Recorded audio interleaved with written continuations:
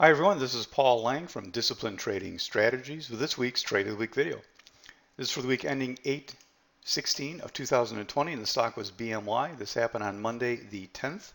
It was based on a gap carry. That means one of the gaps that we look at during the day, which is one of the strategies I look at every day, on a later day set up well because the gaps often give us power that continue for a couple of days and you find oftentimes good entries on the next day or the day after. Actually, the day after or 2 days after are my favorite types of entries for gap plays.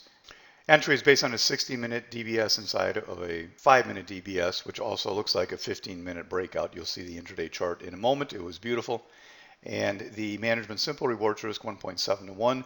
Trade entered late morning and the back half lasted basically to the end of the day. Coming up at DTS this week, nothing, but lots of stuff coming next week. And as always, be sure to visit that free stuff page if you've never been there. Best collection of good information anywhere on the internet. I get compliments every couple of days about it. Here is the daily chart of BMY. And you can see right in here, the stock had gapped up 2 days before that. It held that support level right in there. And you don't see much else here other than it was on the gap carry list. And then that day it just opened kind of flat and continued the rally that started the prior day off that bottoming tail. The 60-minute chart gives you a little better view of the overall move the stock had. The day before, it hit that support level and began a buy setup on that support level on the 60-minute chart after the gap up the day before that and continued higher, and that's where I got in during that little early morning consolidation. You'll see it a lot better here on the 15-minute chart. Here's where the intraday pattern really starts to look pretty. We have that opening right in there, just opening flat basically. This was the bottoming tail from the prior day, that rally that formed that little 60-minute buy setup.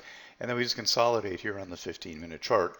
I did not play it as a breakout. I think that when you understand chart patterns, you can do better than that. Entry was down in there, 61.06, stop 60.74, and the trade was underway. Target one was taken on that nice rally, trailed it 61.44, and the back half was intended for end of the day, and I trailed it out after it kind of surged into that $62 area at 61.78. 5-minute chart gives you a little better detail. You can see that consolidation. That was my entry right in there, coming down from the last time that it hit the top of the base where I thought that would be the last trip down. Boom, target one, boom, target two. And just check out the math, the difference if you would have waited to enter over the entire base up in here somewhere. Check the difference in the math, what difference it makes to know the chart well enough to know when you can get into something anticipating the move. It makes for easy entries, it makes for more profit, and as long as you're right more than you're wrong, it pays off in the long run. Trades like this are done in the DTS Trading Room every day where we take the time to analyze, go through a watch list, analyze, pick out the favorites, talk about the entries. People can follow along if you want to. They're mostly heavily traded stocks that we trade during the day. So entries and exits are rather simple for most anybody most of the time. Check out the DTS homepage and go to the services tab if you want to find out more about the DTS Trading Room. Until next time, this is Paul for DTS. Good trading, everybody.